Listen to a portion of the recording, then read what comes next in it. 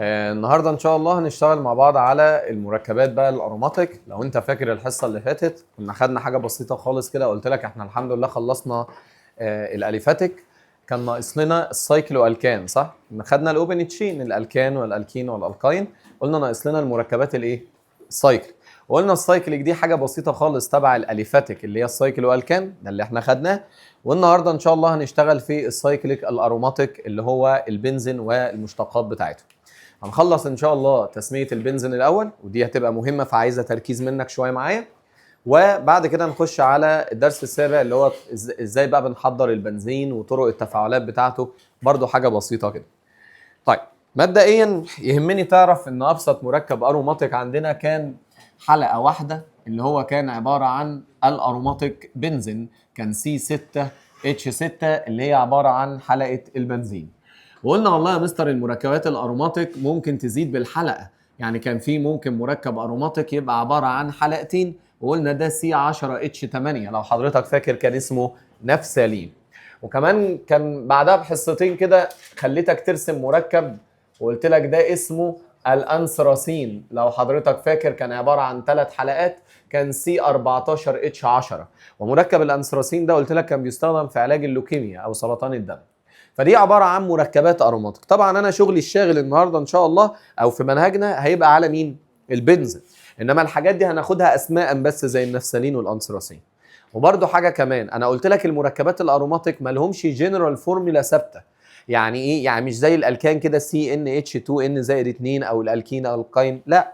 واحد يقول لي بس انا مستر قدرت في المركبات دي اجيب لها صيغه كده، يعني هو كل مركب بيزيد عن اللي قبله باربعه كربون و2 اتش، بس دي مش ثابته.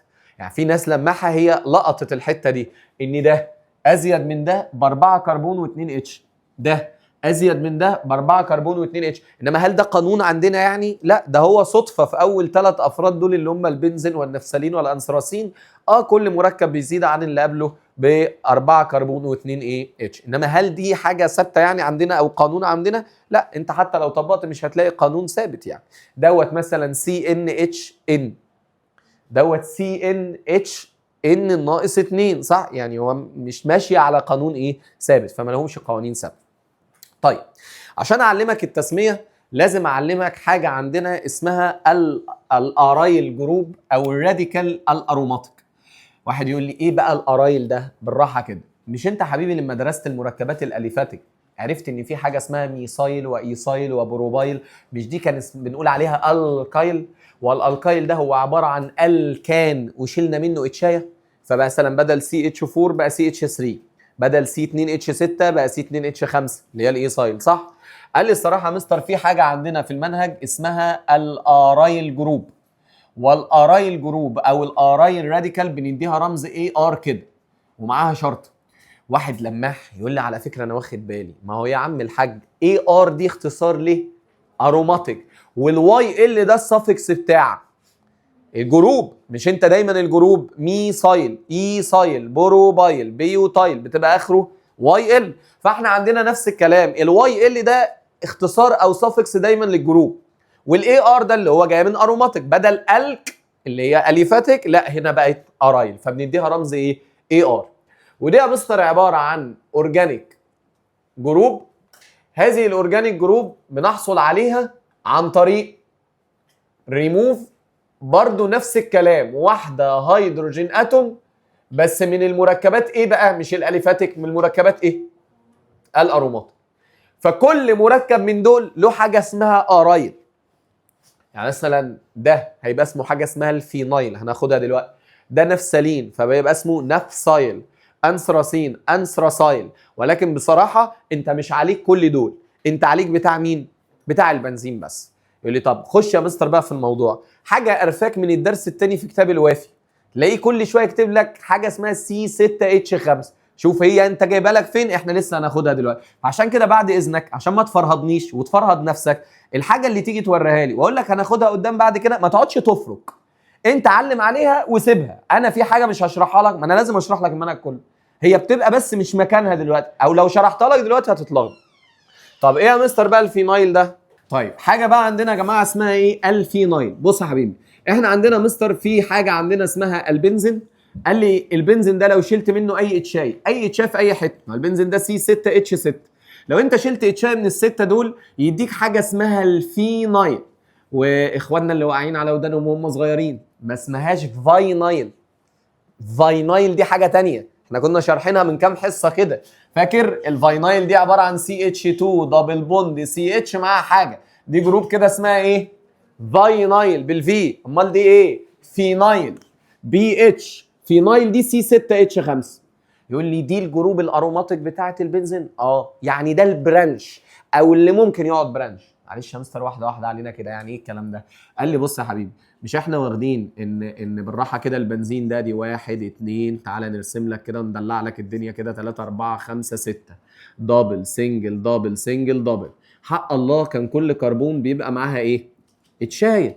قال لي انت عارف يا مستر لو انت شلت احد الاتشات دي، اي اتش مش دي او دي او دي، اي اتش من هنا، شيل لك اي اتشايه من هنا، وليكن يا عم هنشيل دي اهي. قال لي بص ادي الرابطه اهي، كربونه 2 3 4 5. بص اشهر حلقه هتبقى عليك السنه دي اهو 6. ادي دبل سنجل دبل سنجل دبل. قال لي مش دي كده يبقى معاها اتش هنا 2 3 4 ها 5 صح؟ هنا بقى يمسك بحاجه، ما هو ده يا مستر كده الدراع، ده الدراع اللي هيبقى متعلق في المركب بقى من هنا ورايا. يبقى السي 6 اتش 5 دي اسمها مجموعه ايه بالله عليك؟ فينايل. طبعا انت قبل كده لو كانت قبلك انت كنت غلبان، انا شرحتها لك دلوقتي صح؟ يقوم جاي رقعك في الامتحان حته مقلب، يقول لك ايه بقى؟ يجيب لك مركب كده وعليه سي 6 اتش 5، تقوم انت راجل غلبان لو عملها لك كده بتاخد بالك، انما لو عملها لك كده بتروح تعمل ايه؟ زي العبيط، اوعى تعمل كده، اوعى. 1 2 3 4 5 6 بتعمل ايه بقى؟ يقول لي ما هو 6 كربون. تيجي بقى اقول لك طب ظبط الكربون، تلاقي المصيبه بقى، تلاقي نفسك ايه؟ يقول لي لا انا هسكت، دبل سنجل دبل سنجل دبل. انت عارف حتى لو عملت كده مش هتجيب اتشاتها، لان دي عايزه خانته. تلاقيك بقى عملت تريبل. بص اول ما تلاقيك بتعجن كده اقف فرمل، قول في حاجه غلط، حس كده ان في حاجه، ايه ده؟ طب ليه يا مستر دي ما تترسمش كده؟ يا ابني يا حبيبي عشان دي عباره عن اروماتيك جروب مش اليفاتيك، وانا متفق معاك ان كل المركبات الاروماتيك لازم تبقى سايكل. ينفع انا تبقى حاجه سايكل اقوم جاي فاككها اوبن تشين؟ تقول لي طب ما هو انا كان عندي جروب بفكها اوبن تشين. ايوه الثانيه دي كانت حاجه ثانيه، كان اسمها الهكسايل، كانت سي 6 اتش 13 جاي من الهكسان، فكنت تفكها كده وروابطها سنجل ونظبط الكربون اهي 3 هنا 2 هنا 2 هنا 2 صح؟ دي تظبط. انما سي 6 اتش حتى مش هتلاقيها ماشيه على قانون.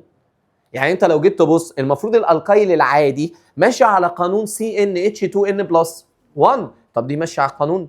اوعى اوعى تيجي في هجيبها لك الامتحان الجاي، اوعى الاقي سي 6 اتش 5 الاقيك فاككها بالمنظر ده. يبقى دي مجموعه اروماتيك المفروض تتفك ايه؟ اروماتيك. فهمت يعني ايه مجموعه الفينايل؟ ده البرانش بتاع المركبات الاروماتيك بقى. يقول لي حلو، انت بقى شارح الكلام ده ليه؟ تعالى بقى افهمك. مش احنا يا جماعه كنا بنجيب بعض المركبات كده بالله عليك ونحط لك بروم؟ يعني مثلا كنت اجي لك كده اقول لك سي اتش 3 سي اتش 3 واحط لك هنا بروم كده. قال لي ما هو مكان البروم ممكن يقعد دلوقتي مين؟ اهو حلقه. ايوه انا سمعت حد قال حلقه بنزين. لسه هتسميها بنزين يا حبيبي؟ بنزين دي لما تبقى سي 6 اتش 6. امال دي بقى اسمها حلقه ايه دلوقتي؟ فينايل او ارايل جروب او فينايل جروب. واحد يقول لي طب يا مستر انا المركب ده معلش كده اروح اسميه ايه؟ بص هو انا لو حاطط هنا بروم مش انت هتسمي المركب ده 2 بروم وبروبان؟ قال لي نفس الكلام. فانا عندي هنا حلقه البنزين دي ما بقاش اسمها حلقه بنزين، دي بقى اسمها فينايل. فانا المفروض يا مستر يعني مثلا لو هحط هنا بروم، قال لي بص انا هاخد اطول كربون تشين هنا 3 الكان كانه الكان عادي، فالراجل ده يبقى اسمه ايه؟ بروبان صح؟ وترقم 1 2 3. هو لو دي بروم مش كنت هتقول 2 بروم وبروبان؟ قال لي بدل ما اقول بروم البرانش ده بقى اسمه ايه؟ فينايل، فبقى اسمه 2 فينايل بروبان. صعبه بالله عليك؟ يقول لي طب هو الكلام ده للالكان ولا الالكين ولا الالكاين؟ يا باشا اي ستريت تشين بقى ممكن يقعد عليها الحلقه دي دلوقتي. بص هنا معايا هنا كده اهو. بص يا مستر نعمل ايه مثلا؟ تعالى نعمل لك مركب كده، ادي سي، هنحط هنا اتش دبل بوند سي، هحط لك هنا يا عم دي الحلقه حبيبتك اهي الفينايل، نحط هنا مستر سي اتش عليها مثلا هنا بي ار، نحط يا مستر هنا CH3. المركب ده حضرتك لما تشوفه تقول لي ده ايه؟ الكين. اطول كربون تشين عادي، اتعامل معاه كانه الكين عادي خالص، وكأن الحته دي بقت برانش، بس دي ما بقتش برانش اسمه البنزين يا سرحانه، بقى اسمه مجموعه الفينايل. فادي يا مستر حلقه البنزين هنا اهو برانش على التشين، فدي 1 2 3 4 5 5 يعني بنت، وهنا في دبل بوند يبقى بنت. قال لي شايف الزحمه دي في داهيه، احنا بنرقم من عند صاحبه البيت اللي هي الدبل او التريبل، فدي 1 2 3 4 5، يبقى المركب ده اسمه ايه بالله عليك؟ عندك بقى فينايل وعندك بروم. الله يسترك، بلاش الحوارات بتاعتكم. الفينايل مش بالاف والله، الفينايل ده انا كاتبها ايه؟ BH، دي بي فور بن ودي بي فور بوك. مين اللي كتب الاول؟ البروم. يبقى البروم ده 4 برومو، ها 3 فينايل 2 بنتين. بقى مركب عادي خالص وبنسميه كبرانش على الستريتشين. يبقى في مجموعات بنقول عليها الكايل جروب ودي اليفاتيك، وفي مجموعات نقول عليها ارايل جروب وديت اروماتيك. والارايل ده هو عباره عن حلقه بنزين متشال منها ايه؟ اتشال. صعب يا باشا الكلام ده؟ طيب عايزك تفرق ما بين مركبين مهمين جدا يجيبهم لك يلخبطك بيهم. عايزك تفرق ما بين ده، يقول لي والله يا مستر ده انا عارفه، حلقتين بنزين كده ماسكين مع بعض، ده سي 10 اتش، ده مركب اسمه نفسالين. عايزك تفرق ما بين النفسالين، وعايزك تفرق ما بين ده، بص عامل رابطه في النص، حلقه فينايل اهو، وهنا مستر حلقه فينايل. يقول لي هو ده مش بنزين؟ يا عم ارحمنا، ما قلنا البنزين لما يتشال منه اتشال يبقى ايه؟ فينايل. قال لي دي C6H5، دي عباره عن C6H5 ماسكه في C6H5، يعني المركب ده يعتبر C12. شايف الفرق؟ شايف الفرق بالله عليك؟ دول حلقتين بنزين فيوزد مع بعض، انما دول حلقتين فينايل ماسكين مع بعض بايه؟ برابطه، فالمركب ده بنسميه داي فينايل. شايف البديهيات في الاسم؟ 2 فينايل، فقمنا مسمينه ايه؟ داي فينايل. ليه بقى؟ على فكره انت مش عليك تفاعلات، بس بيجي يلعبك يقول لك كم عدد المول بتاعه الهيدروجين اللازمه عشان اخلي المركبات دي ساتيوريتد. اللي اصل ده انساتيوريتد وده انساتيوريتد. عارف الفرق ايه؟ ان الراجل ده عنده كام باي بوند؟ 5، وانا قايلها لك من اول السنه خالص لما كنا بنقعد نفكها. الراجل ده عنده 5 باي، انما بالله عليك المركب ده عنده كل حلقه فيها 3 باي، يبقى المركب ده عايز كام مول من الهيدروجين؟ 6 مول، انما المركب ده عايز كام؟ 5. صعب بالله عليك يعني ايه مجموعه الفينايل دي؟ فهمتها؟ يقول لي حلو. تعالى بقى نخش في الجد بقى. ايه يا مستر بقى الجد؟ قال لي حلقه البنزين اللي حضرتك شايفها دي عندها كام اتش؟ انت يخرس عندها كام اتش؟ 6. قال لي من حق البنزين انه يشيل اتش ويدخل مكانها برانش، فلو البنزين حطينا عليه 1 برانش بنسميه مونو سبستيتيوتد بنزين ديريفاتيف. يقول لي يعني زي الميثان كده، مش انت كنت بتشيل اتش وتحط عليه كلور بروم مش عارف ايه؟ طيب انت البنزين بقى يشيل لحد كام برانش؟ 6. وخلي بالك كل كربونه هنا ما قدامهاش الا تشيل 1 برانش، لان هي ما عندهاش الا رابطه مع هيدروجين بس. فانا لو شلت الاتش دي مثلا وحطيت كلور، مش كده بقت حلقه بنزين متشال منها اتش وحاطط عليها كلور؟ فكده عليه كام برانش؟ ده له تسميه هنسميهم دلوقتي المونو سبستيتيوتد بنز. طيب لو شلت 2 اتش وحطيت عليهم برانشين هيبقى داي سبستيتيوت، له طريقه في التسميه.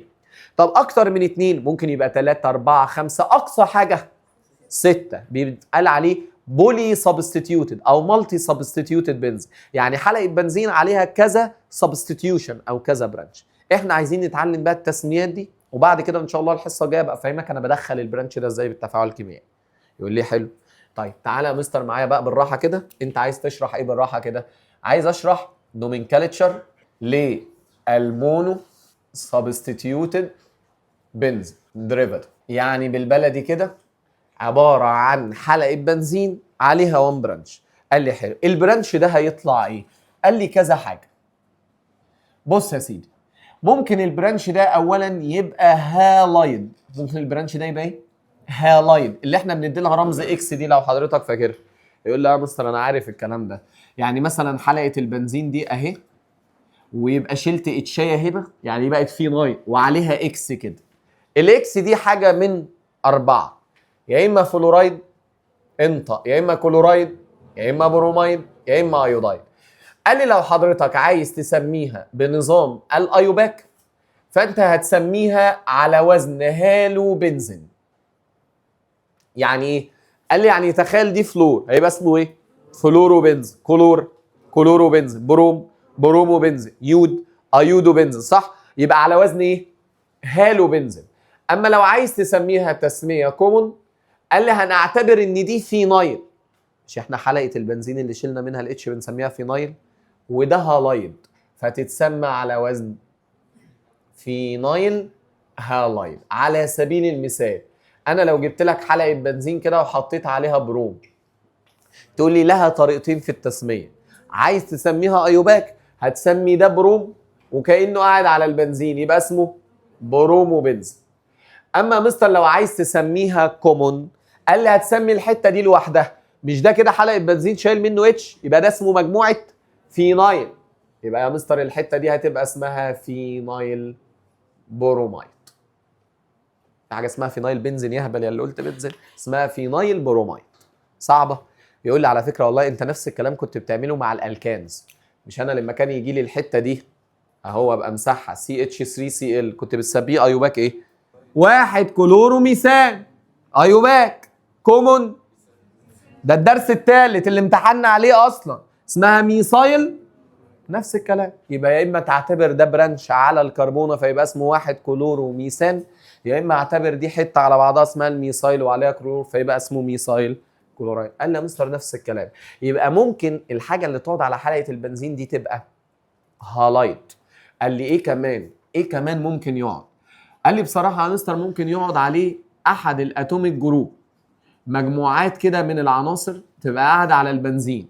هنا هيبقى لها اسم ايوباك بس. بص، حلقه بنزين عليها مجموعه اسمها ال NO2.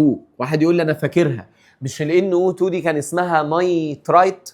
احنا بقى بنشيل الاي تي اي ونحط او، زي كلورايد. مش انت شلت الاي دي اي وحطينا او بقى اسمها كلورو؟ دي برضه هيسميها ايه؟ نايترو. عارف يبقى المركب ده اسمه ايه؟ قال لي نايترو بنزين. وده طبعا اسم ايوباك. كل الاسماء اللي هقولها هنا ايوباك.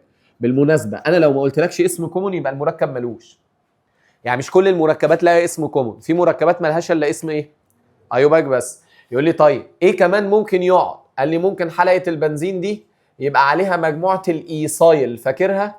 CH2 CH3، صح؟ طب ساعتها ده يتسمى ايه؟ قال لي له اسمين، ركز الله يكرمك. ممكن يا مستر اعتبر ان الايثايل دي هي الضيف اللي قاعد على الحلقه فيتسمى باللي جه في دماغك ايثايل بنز، وده اسم صح.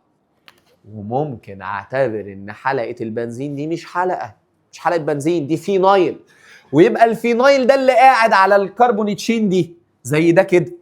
يقول لي يعني ايه؟ يعني كأن اطول كربون تشين بقت 2 فبقى المركب ده اسمه ايثان وعليه برانش على الكربونه الاولى، بس البرانش ده اروماتيك اسمه فينايل فيبقى اسمه واحد انطق فينايل ايثان. صعبه؟ واحده كمان يا مستر معلش اهو. حلقه بنزين يا حبيب قلب اهي عليها CH2 CH2 CH3. تقول لي انا عارف والله المركب ده. بالراحه كده، انا هعتبر ده كل ده كده هو البرانش اللي على الحلقه. طب الحته دي كانت اسمها ايه؟ تقول لي 3 يبقى اسمها، فالمركب ده يتسمى بروبايل بنزين. ده ايوباك ولا كومون؟ كل اللي انا كاتبه ده ايوباك. واحد يقول لي ممكن اعتبر ان دي فينايل على الكربونه الاولى. يعني مثلا لو حاطط مكان الحلقه دي بروم، مش انت هتسميه واحد برومو بنزين؟ فانا هسميه واحد فينايل بروبه. صعبه دي بالله عليك؟ حلو. طب قابل اللي جايه دي. قال لي ممكن يا مستر عندنا يبقى الاتوميك جروب دي هي اتوميك جروب برضو بس لها يعني زي ما تقول كده تقل في المركب، يعني بتتحكم في الخواص الكيميائيه للمركب، تقدر تتفاعل. فبنسمي ساعتها الاتوميك جروب باسم كده اسمها فانكشنال جروب. حاجه هناخدها كده ونتعامل معاها الفتره الجايه ان شاء الله. ايه يا حبيب قلبي الفانكشنال جروب دي؟ قال لي بص يا مستر، هي ما بتبقاش اتوميك جروب عاديه زي دول كده، بتبقى اتوميك جروب بتتحكم في خواص المركب. يعني يقدر المركب كمركب يتفاعل من خلالها. زي ايه؟ يقول لي بص، زي حلقه بنزين عليها CH3، زي حلقه بنزين عليها OH. واحد يقول لي اه انا فاكر البتاع دي، OH دي كان اسمها هيدروكسيل جروب، كانت بتاعت عيله الكحول. لما تتصل مع الكاين. هنشوف هنا بقى هيبقى اسمه ايه. ممكن تبقى حلقه بنزين عليها مستر COOH. يقول لي انا فاكر برضو البتاع دي كانت مجموعه اسمها كربوكسيل جروب، وكانت الكربوكسيل دي بتميز عيله. حلو. شايف المجموعات اللي فوق دول اسمهم اتوميك جروب، بس بيتحكموا في خواص المركب، فبيبقى لهم اسماء غريبه كده. ركز معايا الله يكرمك، هيبقى ليه كذا اسم هنا. قال لي بص، ده ممكن نسميه الاسماء اللي انت عارفها زي اللي فوق. واحد يقول لي ايه سهله دي، اسمها ايه لوحدها؟ وده بنزين، فممكن اسمي المركب ده ميثايل بنز، ده اسم ايوباك. واحد تاني يقول لي لا، انا هسميه واحد فينايل ميثان. ويجوز طبعا بما انه كده كده على الكربونه الاولى مفيش غيرها، ممكن اقول فينايل ميثان على طول، صح؟ دي اسماء سهله. خد الاسم ده اهم اسم تحفظه، اسمه تولوين. يا ساتر يا رب، اسمه ايه؟ تولوين. اسمه ايه تاني؟ الحاجات دي مش هتحفظها في البيت، الحاجات دي هتحفظها معايا دلوقتي وهسألك فيها. طب ده يقول لي طيب بص، الاسم السهل الاول، مش دي مجموعه اسمها هيدروكسيل؟ يبقى يا مستر ده اسمه هيدروكسي بنزين. اسمه ايه تاني؟ ده الاسم السهل. طب الاسم الايوباك التاني الغريب شويه اسمه فينول. اسمه ايه؟ فينول. يا مستر يا الفينول دي انا شاكك في حاجه كده، الفين دي اللي هي مجموعه فينايل، والاو ال دي اللي هي بتاعت الاو اتش، مش اي حاجه اخرها او اتش بنقول اول، بس مش هيبقى اسمه الكحول، هتبقى عيله اسمها عيله الايه؟ فينول. هتبقى عيله اسمها عيله الايه؟ الالكحول. ده لما تتصل بالكايل اللي هي الاليفاتيك، انما لما تتصل اروماتيك حلقه البنزين يبقى اسمه ايه؟ فينول. يبقى لما اقول لك حلقه البنزين اللي عليها CH3 اسمها ايه؟ سيبك من الاسماء السهله، خليك في ده. اسمها ايه؟ تولوين. اسمها ايه؟ قول انت، شغل بقك ده. اسمها ايه؟ حلقه البنزين اللي عليها OH اسمها ايه؟ فينول. اسمها ايه؟ طب حلقه البنزين اللي عليها COOH، قال لي كاسم عادي المجموعه دي اسمها الكربوكسيل، يبقى ده مستر اسمه كربوكسي اهو، كربوكسي بنزين اسيد، او بنزين كربوكسيليك اسيد عادي، او ممكن نسميه ايه؟ ده اسمه كربوكسي بنزين اسيد، او بنزين الاثنين ايوباك، بنزين كربوكسيليك اسيد. ماشي؟ طيب في اسماء غير دول كمان، يعني في اسماء غير دول كمان، بس دي مش عايزين نركز عليها قوي. يعني مثلا ده مش اسماء ايوباك، المركب ده اسمه الكربوليك، اسمه الكربوليك اسيد. ايه يا مستر الكربوليك اسيد ده؟ هنبقى نفهم يعني ايه كربوليك اسيد ده بعد كده. طيب ده مثلا ممكن نسميه ايه؟ ممكن نسميه فينايل. معلش احنا هنسمي ده الاول كده بالراحه عشان ما تتلخبطش كده معايا. دوت يا مستر ممكن نسميه كربوكسي بنزين اسيد، او ممكن اسميه بنزويك اسيد. يا ساتر يا رب، ايه البنزويك ده؟ يقول لي يا عم والله سهله، البنز اللي هي حلقه البنزين، والايوك دي انا فاكر اللي هي بتاعت مين؟ COH. يبقى المركب ده اسمه البنزويك اسيد او الكربوكسي بنزين اسيد. دي الاسماء الايه؟ الايوباك. ممكن اسميه اسم كومون، بس مش هنحتاج الحاجات الكومون دي دلوقتي خالص. يعني ممكن اسميه فينايل عشان دي فينايل كربوكسيليك اسيد. يبقى الاسماء اللي انا عاملها بالاحمر دي اسماء كومون، انما الاسماء اللي انا عاملها بالاسود دي اسماء ايه؟ ايوباك. طيب يلا بالراحه تاني عشان ما تتلخبطش. هي الموضوع كله ما حدش يجي يقول لي هو اتسمى كده ليه، احنا متفقين من اول السنه ما بسالش اسمك كده ليه، انت تقول لي انا اسميه كده ازاي. طيب حلو، يلا معايا بالراحه كده. الحلقه البنزين اللي عليها ميثايل ممكن يتسمى ميثايل بنزين، حلقه البنزين اللي عليها OH يتسمى هيدروكسي بنزين، الاسماء العاديه خالص. حلقه البنزين اللي عليها COH تقول لي دي اسمها كربوكسيل، يبقى كربوكسيل بنزين اسيد او كربوكسي بنزين اسيد. صعب يا باشا الكلام ده؟ طيب انا بقى الاسماء دي السهله، انا عايز الاسماء الغريبه اللي انت مستغربها دي. حلقه البنزين اللي عليها CH3 اسمها تولوين وده اسمه ايوباك. حلقه البنزين اللي عليها OH اسمها فينول. حلقه البنزين اللي عليها COOH اسمها بنزويك اسيد. صعب يا باشا الكلام ده او في مشكله؟ دي تسميه، كل دي تسميه المركبات اللي عليها 1 برانش او بنقول عليها مونو سبستيتيوتد بنز. يتهيأ لك ان السبوره ضخمه انما الموضوع بسيط. انت لما تيجي تذاكر كده تقول والله يا مستر المركبات الاروماتيك دي زي ما في القايل للاليفاتيك في ارايل للاروماتيك، والارايل ده عباره عن ان انت بتجيب المركب الاروماتيك تشيل منه ايه؟ فالسي 6 اتش 5 دي بقى اسمها ايه دلوقتي كتفرع؟ التفرع ده اسمه ايه؟ فينايل. اسمه ايه؟ فينايل. ممكن يقعد كتفرع عادي عن المركب واسميه فينايل عادي اهو. وممكن يا مستر بقى يبقى حلقه بنزين عليها تفرع. حلقه البنزين دي اللي عليها تفرع واحد بنسميها مونو سبستيتيوتد بنزين. بنسميها مونو سبستيتيوتد بنزين. المونو سبستيتيوشن ده البرانش اللي هيقعد ده ممكن يبقى هالايد فنسميها هالو بنزين او فينايل هالايد كومون وايوباك. طيب ممكن يا مستر يبقى اتوميك جروب عاديه ملهاش وظيفه زي مجموعه النيترو، زي مجموعه الايثايل، زي مجموعه البروبايل، زي مجموعه البيوتايل وهكذا. وممكن يبقى احد المجموعات الوظيفيه اللي بيبقى لها اسم غريب دي 3 مركبات. حلقه البنزين اللي عليها CH3 اسمها تولوين. حلقه البنزين اللي عليها OH اسمها، حلقه البنزين اللي عليها COH اسمها. صعب يا باشا الكلام ده؟ طيب هنمسح السبوره بعد ما تصور واحط لك حلقه بنزين عليها ايه؟ 2 برانش بقى وبعد كده 3 أو 4 برانش. صفحه 107 في المعاصر. الصوره اللي في النص هو كاتب ايوباك وتحته كومون صح؟ في 3 صور عندك في صفحه 107. شغل مخك كده، ما بحبش اللي استيعابه بطيء. صفحه 107 الصوره اللي في النص عندك حلقه بنزين عليها NO2، حلقه بنزين عليها ايثايل، عليها بروبايل صح؟ هو كاتب ايوباك وتحته كومون. الاسم الكومون اللي تحت ده ايوباك اصلا. فانا عايزك تعمل ايه؟ مش هو كاتب كومون نيم؟ اشطب على كومون ده واكتب ايوباك برضه. يعني دي كده كده الاسمين دول ايوباك. بص يا حبيبي ده ايوباك وده ايوباك، ده ايوباك وده ايوباك اهو. فاشطب على كلمه كومون دي واكتب ايوباك هنا اهو اللي في النص دي. احنا بقى دلوقتي عايزين نعمل ايه؟ عايز اسمي حلقه بنزين وحلقه البنزين دي داي سبستيتيوت. يقوم راجل محترم يقول لي يعني ايه داي سبستيتيوتد؟ يعني يا مستر عليها 2 برانش. هبتدي الاول بالتسميه الايوباك لان لها تسميه ايوباك ولها تسميه كومون.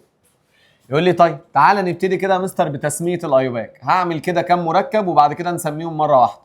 هنعمل هنا بروم ونعمل مثلا هنا بروم وبعد كده نعمل حلقه بنزين نقوم جايين حاطين مثلا هنا بروم ويا مستر مثلا خليها هنا نحط مثلا هنا كلور وبعد كده نقوم جايبين هنا ادي يا باشا حلقه البنزين اهي نحط عليها مثلا هنا ميثايل ونحط هنا عليها CH2 CH3 اللي هي الايثايل او C2H5. تمام؟ كل حلقه من دول هي عباره عن حلقه بنزين عليها كام برانش؟ 2 برانش فاسمها داي سبستيتيوتد بنزين او داي سبستيتيوتد بنزين ديريفاتيف. طيب هنا هرسم مركب والمركب هرسمه مرتين لانه له اسمين ايوباك اهو. يعني بص ده مركب اهو وده مستر والله نفس المركب احنا بس هنسميه اسمين ايوباك اهو. هنحط مثلا هنا OH ونحط هنا كلور نفس الكلام اهو. هحط هنا OH وهنا كلور. اي مركب من اللي قدامك ده انا هسميه دلوقتي اسم ايوباك واسم الايوباك ده يعتبر للداي سبستيتيوتد بنزين. يقول لي حلو بتعمل ايه يا ريس؟ والله يا مستر هو انا كنت بعمل ايه في السايكل والكان؟ اصل هي قريبه منه. تقول لي انا في السايكليك بقى انا ما برقمش اطول كربون تشين. مفيش يا باشا تشين هنا، ده هي سايكل ومش زي السايكل والكان مثلا ممكن تبقى 3 أو 4 أو 5. لا ده انت كل السايكل بتاعتك بتاعت البنزين دي 6 انساتيوريتد. يعني كده كده انا مش هروح اعمل ايه؟ مش هروح اعد السايكل، ما انا عارفهم هم 6. هو انا الفكره ان انا عايز ارقمها وانا متفق معاك بنرقم من الزحمه ونروح للزحمه.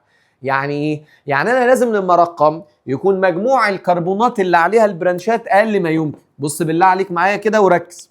يقول لي يعني ايه؟ يعني حضرتك عمرك ما هتروح تستغبى وترقم من هنا، هو يا البروم دي يا البروم دي. وبما ان دي بروم ودي بروم والاثنين شبه بعض، يجوز ان انا ارقم من اي واحده. بس انا لما امشي مثلا من هنا امشي كده ولا اروح للبروم على طول كده؟ اروح للبروم. يبقى انا برقم من عند البرانش واروح للزحف. طب انا لو رقمت من هنا واحد وامشي كده اتنين، ففي كلا الاحوال هي كده كده انطق واحد واتنين داي برومو بنزين. الله يفتح عليك. صعبه دي يا باشا؟ يقول لي لا. طب اللي جنبها عمرك ما هتروح ترقم من اي حاجه يا من الكلور يا من طب انا مثلا هعمل وده غلط، هرقم من الكلور واحد اتنين تلاته، كده مجموع تفرعاتك واحد وتلاته. قال لي يا مستر طب ليه غلط؟ قال لي لان انت لو رقمت من فوق معلش برضو هنا واحد اتنين تلاته، يعني برضو مجموع تفرعاتك كده كده لما ترقم من اي ناحيه هيبقى واحد وتلاته مجموعهم كام؟ قال لي طب مش انت في حاله ان الزحمه مش فارقه او مجموع التفرعات مش فارق كنا بنراعي الترتيب الابجدي؟ حق الله مين اللي كتب الاول؟ فرقم من عنده. باشا انا بروح للبروم دايما، انا في المطلق بجري زي العبيط على البروم كده وارقم عليه ولا عشان الزحمه؟ قال لي يا مستر ماشي، لما ترقم من هنا سمعني جمال صوتك كده. واحد برومو انطق جدع، تلاته كلورو بنزل. اعتقد الموضوع عبيط مفيهوش حاجه. يقول لي حلو. طب دي قبل اي حاجه انت قلت لنا مستر حلقه البنزين اللي كان عليها سي اتش 3 فكرني كده كان اسمها ايه؟ تولوين صح؟ هل هنا يجوز ان انا اقول على دي تولوين؟ لا. ليه؟ انا عشان اقول عليك تولوين لازم يبقى حلقه البنزين عليها واحده ميثايل بس من الالقاين. طب لو عليها 2 ميثايل ما ينفعش. طب 3 ميثايل ما ينفعش. طب ميثايل وايثايل ما ينفعش. يعني من الاخر لو الحلقه عليها كذا القاين كذا القاين ما ينفعش اقول عليها تولوين، لازم تكون الحلقه عليها واحده ايه بس؟ القاين. يقول لي طيب ده ينفع اقول عليه تولوين؟ لان دي حلقه بنزين عليها واحده ميثايل وعليه بروم. هل البروم ده تبع الالقايل؟ لا. يبقى ده ممكن اقول عليه ايه؟ تولوين. يبقى ما هي حلقه التولوين؟ قال لي هي حلقه بنزين عليها مجموعه ميثايل واحده. طب لو ميثايل وميثايل ما ينفعش. طب لو 4 ميثايل يا عم ان شاء الله يكون 6 ميثايل ما ينفعش، لازم تكون ايه؟ طب ممكن واحده ميثايل وواحده ايثايل؟ برضه لا، لان ده القايل تبع العيل. انما لو واحده ميثايل وواحده بروم واحده كلور عادي ممكن نسميه تولوين. وصلت الحته دي؟ طيب ده يتسمى ايه؟ قال لي يا باشا ده اسمه ميثايل وده اسمه ايثايل، ده بالام وده بالاي. مين اللي كتب الاول؟ يبقى رقم من عنده. لان كده كده واحد اتنين تلاته واحد اتنين تلاته، فدي ولا امشيها كده من بره؟ لا يا مستر كده هتبعد منك قوي، هتبقى الارقام كبيره. يبقى دي واحد اتنين تلاته اربعه خمسه سته، يبقى المركب ده انطق واحد ايثايل تلاته ميثايل بنزين. صعب يا باشا الكلام ده او في مشكله؟ طيب ده بقى انا ليه كاتبه مرتين؟ عشان هو له اسمين ايوباك. قال لي بص، يجوز ان حضرتك تعملهم محدش احسن من التاني، زيك زي انت يا باشا اسمك بروم بالبي وانا مستر اسمي ميثايل بالام، هنسميه ميثايل بنزين عادي. مش انا يا حبيب قلبي التولوين ده كان بيتسمى تولوين او ميثايل بنزين؟ قال لي بص انت كده كده دي حلقه بنزين وعليك 2 برانش، واحد اسمه الميثايل وواحد اسمه البروم. نعمل ايه؟ قال لي يا مستر واحد اتنين تلاته واحد اتنين تلاته، كده كده مجموع تفرعاتك 4، يبقى رقم منين؟ من البروم. يبقى دي واحد اتنين تلاته اربعه خمسه سته، فيبقى المركب ده اسمه واحد بروم تلاته ميثايل بنز. دي طريقه تسميه ودي تسميه ايوباك صحيحه 100%. واحد يقول لي بقى انا مش هعتبر ده بنزين، امال هتعمل ايه؟ قال لي انا هعتبر ده كله على بعض كده تولوين، ومدام ده تولوين وانت قايل ان دي فانكشنال جروب او مجموعه مهمه صاحبه البيت، يبقى رقم من عندها. يقول لي يا مستر البروم هيتكتب الاول. يا ابني اول ايه؟ ما هو ما فيش تاني اصلا. انا مش هكتب دي ميثايل، انا هسمي الحته دي على بعض اللي انا عامل عليها مربع دي ايه؟ تولوين. ومدام انا رقمت من عنده روح ناحيه البرانش 2 3 4 5 6، يبقى المركب ده اسمه 3 بروموتولوين. مش فاهم؟ افهمك. طول ما انت قاعد عامله لي كده وانت قاعد عامل لي كده، يبقى تعالى قابلني لو انتوا الجوز فلحتوا، مش هتنفعوا. ركز، انا كلنا صايمين، انت مش صايم لوحدك، يبقى اتخمت بدري عشان تجي لي فايق. احنا الساعه 2 الظهر، مفيش حد بيبقى عايز ينام الساعه 2 الظهر. اصحى معايا كده، بص يا حبيب قلبي، دي حلقه بنزين عليها ميثايل. ممكن انا لسه مسميها هنا ايه؟ اسمين. ممكن اسميها كانها حلقه بنزين وعليها ميثايل فاقول ميثايل بنزين، وممكن اسميها تولوين، ما بقاش ده ميثايل وده بنزين، بقى اسمه على بعض ايه؟ تولوين. فقال لي بص، لو انت اعتبرت ان ده بنزين محدش احسن من التاني، ده برانش وده برانش عادي خالص، فتسمي بقى تجيب الزحمه ونشوف الترتيب الابجدي ونعمل نفس الكلام. فانا هنا رحت سميت من البروم عشان البروم هيكتب قبل الميثايل، فقلت 1 بروم و3 ميثايل بنزين. ده لو اعتبرت ان البروم زيه زي الميثايل. انما انا هنا انا اعتبرت ان ده مش بنزين، ده على بعض حلقه كده اسمها، فرقمت من عندها. قال لي يعني انا لما اعتبره تولوين او اعتبره فينول او اعتبره بنزويك اسيد، شويه الاسماء الجميله اللي كانت هنا دي ارقم من عنده، زي ما كنت كده بترقم من الصيد الاقرب للدبل او التريبل. ده صاحب البيت، ده اهم حاجه في المركب. يقول لي طب بالراحه علينا يا مستر كده، تعالى لي هنا. حلقه البنزين اللي عليها او اتش كان يتسمى اسمين، ها؟ بنزويك الله يخرب بيتك، يا اما يتسمى فينول يا اما يتسمى هيدروكسي بنزين تاني، يا اما يتسمى ايه؟ يا اما، امال حلقه البنزين اللي عليها سي او او اتش كان يتسمى ايه؟ بنزويك اسيد. حلقه البنزين اللي عليها سي اتش 3 يتسمى ايه؟ يا عم انت طولوين. يبقى ده مستر يا فينول يا هيدروكسي بنز. قال لي تسميها ايه؟ يلا ما حدش احسن من التاني. يعني ايه ما حدش احسن من التاني؟ قال لي يعني انت برانش بالاتش وانت برانش بالسي. نرقم منين؟ من سي. مش ده الكلور اللي هيتكتب الاول؟ طيب كده وامشي كده ولا امشي كده؟ مش فارق. ليه؟ لو مشيت كده 1 2 3 4 5 6 1 و4. طب لو مشيت كده برضه 1 و4، ما دول قدام بعض. يقول لي بس يبقى المركب ده هيبقى اسمه ايه؟ 1 كلورو 4 هيدروكسي بنز. ماشي يا عم؟ يقول لي ماشي يا مستر. انا بقى مش عايز اسميه بنزين. قال لي هتاخد دي على بعض كده، شايف دي اللي انا عامل عليها مربع دي؟ ده ما بقاش اسمه هيدروكسي بنزين، ده بقى اسمه ايه؟ فينول. ومدام فينول ارقم من عنده. يا مستر ده مش هيتكتب الاول. يا ابني هو مش هيتكتب اصلا. هو انا هكتب كلمه هيدروكسي؟ هو انا كتبت هنا مثال؟ انا مش هكتبه، ده صاحب الحلقه، ده كده اسمه فينول. تقول لي طب 1 2 3 4، يبقى المركب ده اسمه 4 كلورو فينول. صعبه؟ دي تسميه ايوباك. كل اللي ده ايوباك لداي سبستيتيوت. ها جميل؟ طيب تعالى نخش على الغريب شويه بقى. عايزين نخش يا مستر على التسميه الكومون، او بنقول عليها تسميه سيستميك، مكانيه، تسميه على حسب المكان. هذه التسميه الكومون اصلا كانت موجوده في الاول، ولما لقيناها منيله بست النيله وهتلخبط الناس ابتدينا نخترع الاسم الايوباك. ايه التسميه الكومون دي؟ قال لي دي تسميه مواضع، البوزيشن بتاع البرانشات. ممكن يكون اورسو او ميتا او بارا. يا ساتر يا رب، ايه ده؟ لاتيني، اسماء لاتيني. والله هتفهم كل حاجه بس ما تبلمليش كده. بص بالراحه خالص كده. قال لي يا مستر احنا مش احنا هنا بنرقم. زمان ما كانوش يعرفوا حوار الترقيم ده، احنا اللي جبنا لهم تسميه الايوباك، فبقى الموضوع سهل زي ما انت شايف كده. طب زمان بقى كانوا بيعملوا ايه؟ عايزين نقول ان في 2 برانش جنب بعض، فانا مش عارف جنب بعض ده اللي هو ايه، فكنا نقول عليه ايه؟ اورسو. يعني ايه؟ قال لي يعني انا لو عندي دلوقتي حبيب قلبي دي حلقه بنزين اهي، بالراحه خالص. حلقه البنزين دي عندها برانش، ده البرانش الرئيسي اكس ده برانش. حطينا بقى برانش هنا او هنا او هنا، ما هو انت في كام احتمال؟ ما هو البرانش الثاني يا يقعد عند 2 يا 3 يا 4 يا 5 يا 6، صح؟ قال لي طيب لو قاعد جنبها في الكربونه المجاوره ليها هنا او الكربونه المجاوره ليها هنا، بنسميه الوضع اورسو. يعني ده اورسو بالنسبه لده وده اورسو بالنسبه لده. يقول لي يعني ايه؟ برضه مش فاهم حاجه. انا عارف، اتقل عليا وانا هفهمك.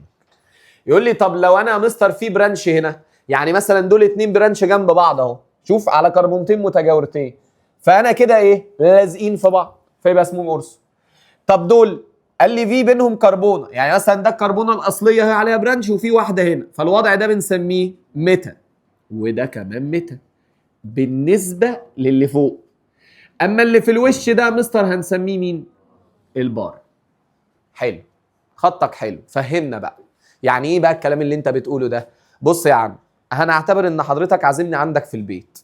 انت بيتك ده حلقه البنزين، انا داخل من الباب اهو، انا على الباب، انا البرانش الاصلي. داخل لقيت قدامي اوضه على اليمين، اوضه على الشمال، اوضه على اليمين، اوضه على الشمال، اوضه في الوش. قال لي بدل ما اقول لك تعالى اتفضل معايا في الانتريه الاوضه اللي على اليمين، هقول لك تعالى اقعد في الاوضه اورسو. يبقى الاوضه الاورسو دي هي اللي انت اول ما تخش من باب الشقه تلاقيها على ايدك اليمين او على ايدك الشمال لازقه في الباب. يبقى انا الباب الشقه والاوضه اللي جنبه بالنسبه لبعض كده ايه؟ اورسو. يعني انا والراجل المحترم اللي قاعد ده هو اورسو بالنسبه لي وانا اورسو بالنسبه له. انا والدكتوره المحترمه اللي قاعده دي هي اورسو بالنسبه لي وانا اورسو بالنسبه لها. احنا الاثنين قاعدين جنب بعض على كربونات متجاوره، فاسمنا ايه؟ يا اولاد الايه؟ يعني انتوا بدل البهدله دي كلها انتوا بقى عملنا ايه؟ يعني بص بقى، ما المرمطه دي كانت زمان، احنا بقى لقينا القرص بقى وهندخلك في حوارات، قلنا لا نرقم الحلقه، فبدل ما بقى اسمها قرص بقينا نقول 1 و2. فهمت؟ طيب انا والراجل المحترم البعيد شويه ده بينا كربونه، ما احنا الاثنين ما بينا كربونه يبقى احنا الاثنين في الوضع ميتا، بنسميها ميتا بوزيشن بالنسبه لبعض. هو ميتا بالنسبه لي وانا ميتا بالنسبه له. يعني ايه بقى ميتا بالنسبه لي؟ يعني ما بيني وما بينه كربون. يعني حبايبي دول يعتبروا ايه بالنسبه لبعض؟ ميتا. وعلى فكره الميتا دي متغيره، يعني مش لازم انا ابقى هنا، واحد يقول لي انا باب شقتي من هنا. فاهم قصدي؟ والله انت فاهم اي نيل. بص يا عم اهو، مش دي حبيبي حلقه بنزين؟ يقول لي اه. طيب انت ده لو البرانش الرئيسي، فين الاورسو؟ يقول لي دي اورسو ودي اورسو، دي ميتا ودي ميتا. واللي في الوش، يبقى اللي في وش الناج ده خالص ده البار، اللي جنبي اورسو، اللي ما بيني وما بينهم كربونه. اعتقد كده فهمت بقى. يقول لي ماشي، انا فهمت ايه الاورسو والميتا والبار، هنسميه ازاي؟ قال لي يا عم ولا زي ده، الموضوع عبيط، ده هم كانوا متخلفين، ده هم شالوا الاورسو دي وحطوا 1 و2 بس. يعني ايه؟ يعني يا مستر بالراحه خالص كده، ركز ركز. معلش انا عارف هي حظك الازرق ان احنا بناخد الكلام ده في الصيام، انت عارف انت لو فاطر الموضوع يبقى احلى شويه، انما انت طبعا متربسها على السحور، فانت الدنيا في غيبوبه، قاعد قدامي مغيبب. طبعا قاعد انا واحد ايه بيقول مخدرات قدامك، اورسو ميتا، ده انت حاسس ان انا اللي مبلبع، انما انت اللي مش طبيعي. بص انا حاسس بيك والله، بس هنعمل ايه؟ نصيبنا، نصيبي ونصيبك. بص يا حبيب قلبي، بص دي حلقه ودي حلقه ودي حلقه، دي عليها كام بروم؟ 2. ودي عليها كام بروم؟ ودي عليها كام بروم؟ فانا كده كده عندي 2 بروم، يعني داي سبستيتيوت. يوم راجل يقول لي بص انت عليك الايوباك وانا عليا كون، مش انا علمتك الايوباك؟ هتعرف تسميه ولا هتعرنا؟ نجرب. انا كده كده هرقم من عند البروم 1 2 صح، واكمل الحلقه. انت لو بتسمي المركب ده هتسميه ايه؟ تقول لي ايوباك، هيبقى 1. ها، الله يفتح عليك. عارف بقى احنا زمان كنا بنعمل ايه؟ ما كانش فيه 1 و2 ده، فكنا دول بنكتب مكانهم اورسو داي برومو بنز. فاحنا بقى شلنا التسميه اللي ملهاش لازمه اللي هي الاورسو دي، وبقينا نسميها ايوباك. فالاورسو والميتا والبرا ده زمان كان ايه؟ تسميه كومون. صعبه؟ يقول لي طيب دول اهو، مش ده برانش وده برانش بينهم كربونه، يبقى دول كده في الوضع ايه؟ ده ميتا بالنسبه له وده ميتا بالنسبه له، صح؟ فتقول لي ده مش انت ايوباك، سمي انت ايوباك، نفس الاسم بس 1 و3. انا بقى هشيل 1 و3 دي يا حبيب قلبي واكتبها ميتا داي برومو بنزين. طب هنا ده مش انت هتسمي كده 1 2 3 4 صح؟ مش انت هتسمي ده 1؟ حلو قوي. انا 1 و4 دي زمان كنا بنقولها ايه بقى؟ بارا داي برومو بنزين. صعبه؟ واحد يقول لي يا مستر على صعب ولا حاجه، اديك انا الزتونه. ده دول مش ده وده وده كده هو نفس المركب، مش انت بتغير من المكان؟ يبقى دول حلقه البنزين دي اللي عليها 2 برانش لها كام ايزومر؟ 3 ملهاش رابع. الجمله دي تحفظها تحطها في ودنك. اي حلقه بنزين عليها 2 برانش لها كام ايزومر؟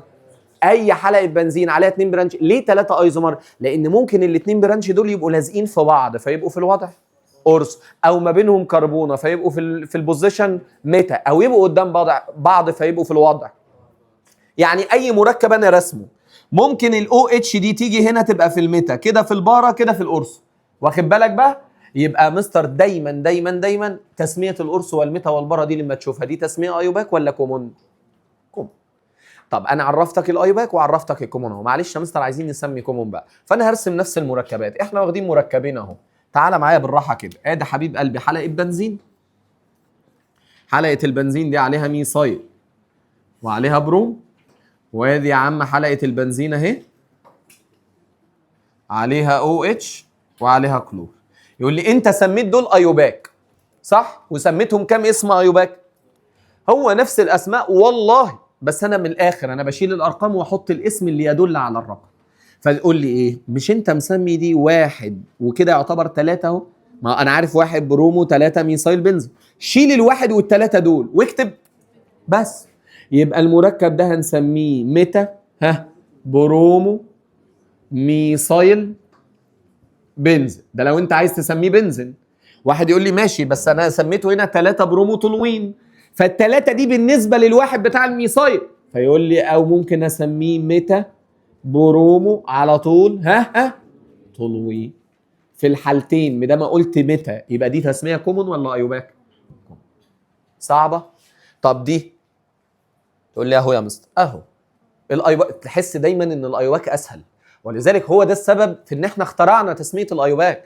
هو قعدوا مع بعض اتفقوا على طريقه تسميه، انما هو كان حد بيعرف الاسم بتاع المركب ده كانوا بيرزعوا اي اسماء زي اورس وميتا وبارا وفاينايل وايزو والبلاوي السوداء اللي انت عمال تشوفها في الكتب دي. قعدنا بقى اتفقنا لا ما احنا عايزين نخلص، ده شغلانه زرقاء كده الاسماء دي، فحطينا لها اسس وقواعد وبقينا ندرسها. صعب يا باشا الكلام ده؟ تقول لي طيب ده مش واحد واربعه، مش واحد كلور 4 هيدروكسي بنزين؟ لا انا بس هعمل ايه؟ هشيل 1 و4 دي، سيبك من الارقام واحط بار، ما دول بص في البارا بوزيشن قدام بعض بينهم كربونتين اهو من كل ناحيه، يبقى ده اسمه بارا كلورو يا رب هيدروكسي بنزين، او بارا كلورو دي على ايوه دي على بعض اسمها الفين. تمام. هي المعلومات تحس انها كتير انما هي هبله والله ما فيهاش حاجه. يعني انا من الاخر حلقه البنزين اللي عليها 2 برانش دي بيبقى لها 3 ايزو، الثلاثه ايزومر دول يا مستر اماكنهم القرص والميتا والبارا، وانتوا عشان خلقكم ضيق كده قمنا جايين شايلين القرص والميتا والبارا دي ومدينها ترقيم، فدايما دايما الواحد واثنين ده يكافئ في التسميه الكومون قرص. واحد يقول لي بص بقى شوف انت بتقول معلومات ناقصه، طب 1 و6 ما قلتهاش ان هي قرص؟ ما هو ما فيش 1 و6 يهبل. ليه يا مستر؟ لان انا لو اديتك دي هل انت هتروح تعد كده ولا هتعد كده؟ يعني هي 1 و2 او 1 و6، بس انت في الايوباك مفيش 1 و6 انت بتعدها 1. يقول لي وبالمثل طبعا يا مستر 1 و3 هي 1 و5، ما هو ما بقاش فيه 1 و5. يعني انا لما احط هنا دلوقتي حلقه بنزين اهي، هل هنا هاجي اقول 1 و5 ولا هقول 1 و3؟ يعني ال3 وال5 بالنسبه للواحد هي الوضع متر. صعب يا باشا الكلام ده. اخر حاجه ودي الاسهل بقى لان خلاص احنا يعتبر قلنا كل القواعد، عايزين نجيب بقى تسميه الايه؟ مالتي سبستيتيوتد بنزين. المالتي سبستيتيوتد بنزين ده او اللي بنقول عليه بولي سبستيتيوتد ده يا جماعه بقى بيبقى اكتر من 2، ممكن 3 برانش، ممكن تلاقي 3 برانش من البرانشات بقى اللي احنا حطيناها 4 5 6 اقصى حاجه. اصل انا ما ينفعش اقعد الكربونه عليها اكتر من برانش، فانت عندك كام كربونه؟ فتبقى اقصى حاجه 6. هشكل لك كام حاجه كده على ذوق انا ونحلهم مع بعض.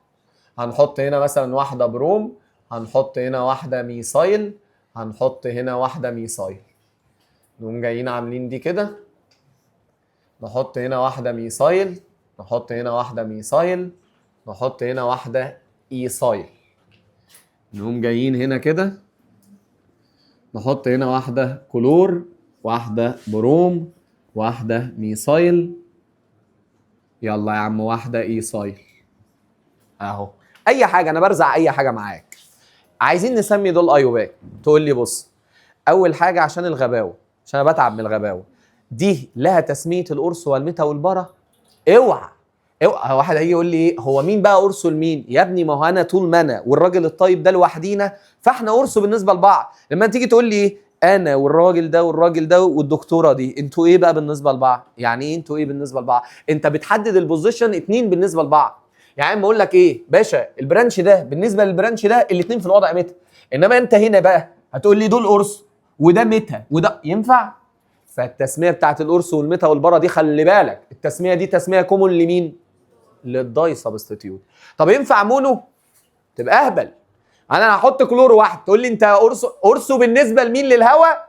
ما انا المفروض قرصه بالنسبه لحاجه، قرصه ده يعني لازق في حاجه، فلازم نبقى 2 براند. لا تنفع ولا ينفع 3 ولا 4 ولا 5 ولا 6. فانت هنا عليك تسميه ايه بس؟ قال لي يا مستر اللقطه هنا في الزحمه، عد من الزحمه واكتب ايه؟ ترتيب ابجدي. يلا هنا اعد منين؟ لامح البروم عشان ترتيب ابجدي ولا عشان الزحمه؟ يعني انا لو خليتها لك كده، معلش عشان انت بيبقى عندك حساسيه البروم دي، انا لو خليتها لك كده هتروح ترقم من البروم؟ لا، انا رايح للزحمه. يقول لي طب انا عايز ارقم من البروم. معلش خدني على قد ده غلط، بس انا بعلمك الغلط عشان ما تعملوش. يقول لي 1 2 3 4 5 6، كده مجموع برانشاتك كام؟ 1 و3 و4 8. يقول لي شفت بقى ان البروم دي غلط ليه؟ لان انا عندي ترقيمه تجيبها لنا اقل من كده. بص يا مستر 1 2 3 4 5 6، كده 1 و2 و4 7، يتحرق البروم. انا ما برقمش من عند البروم، انا برقم من ناحيه الزحمه. في حاله ان الزحمه مش فارقه بقى روح يا حبيبي راعي البروم بتاعك. يقول لي ماشي يلا. ده ينفع تنوين؟ اوعى، ده عنده 2 ميثايل، لازم تبقى واحده ميثايل. يقول لي ها 4، انت مستني حاجه ما تنطق. داي ميثايل بنز. جميل. صعبه دي؟ اللي وراها ارقم منين الاول؟ انت كده كده يا من هنا يا من هنا يا من هنا، ما ينفعش ارقم من على كربونه ما عليهاش برانش. ها؟ يقول لي ايصايل جدع. ليه بقى راعيت الابجدي هنا؟ اصل انا لو رقمت من هنا 1 2 3 4 كده كده 1 و3 و5، وهنا 1 و3 و5، لو رقمت من اي حته هتبقى 1 و3 و5. يقول لي حق الله بقى يا نايمه، مين اللي يتكتب الاول؟ الايصايل. فيبقى 1 2 3 4 5 6. يلا يلا 1 3 و5 داي ميثايل بنز. وكالعاده برضو ما ينفعش هنا اسميه تولوين، ماشي؟ ولا هنا ينفع برضو اسميه تولوين. ها يلا. في كتير طبعا محدش هيرقم من نص الزحمه، يعني تجيش تقول لي يلا انا هرقم من هنا، ولو حطيتها لك بروم بقى هتعجبك اكتر. يعني انت اول ما بتلمح البروم بتجيبه. لا، انا برقم من بدايه الزحمه او نهايه الزحمه، يا من هنا يا من هنا. يقول لي طب انا لو رقمت هنا 1 2 3 4، 1 و2 و3 و4 ب 10. لو رقمت هنا 1 2 3 4، 1 و2 هي نفس الكلام. حق الله مين اللي كتب الاول؟ يبقى رقم من عنده. يلا يا عم 1 2 3 4، انطق. 1 بروم، 2 كلور، 3 ايصايل، 4 صعبه. كده احنا الحمد لله خدنا تسميه البنزين المونو سبستيتيوتد، الداي سبستيتيوتد كومون وايوباك، والبولي سبستيتيوتد. الحاجه اللي ما تلاقيهاش كومون، يعني انا ما شرحتش لها كومون او مش في الكتاب، يبقى هي ملهاش. مش كل المركبات لها كومون.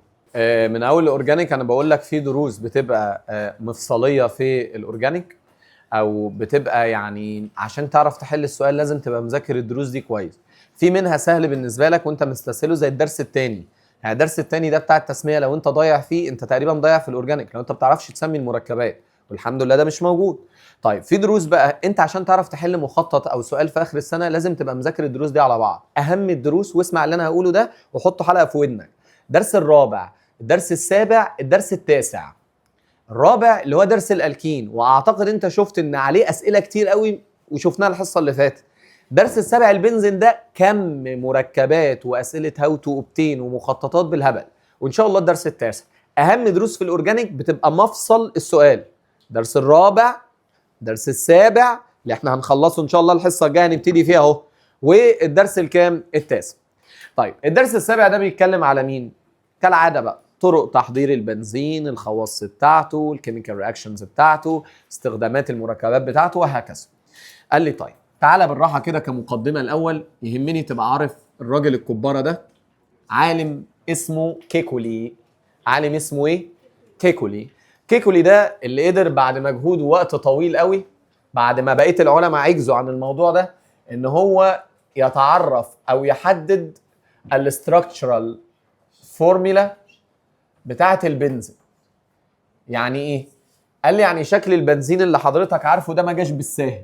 مش احنا البنزين ده قلنا هي عباره عن هيكساجون شيب، شكل سداسي كده، عنده ادي دبل سنجل دبل سنجل دبل. وقلنا الصراحه مفيش مكان محدد للالكترونات اللي جوه، يعني الثلاث روابط اللي جوه دول ما لهمش مكان محدد. فكنا انا في اول السنه بقول لك ايه؟ فاكر؟ كنت بقول لك ممكن ابتدي من هنا دبل سنجل دبل سنجل دبل، اهم حاجه ثلاث روابط بالايه؟ بالتبادل.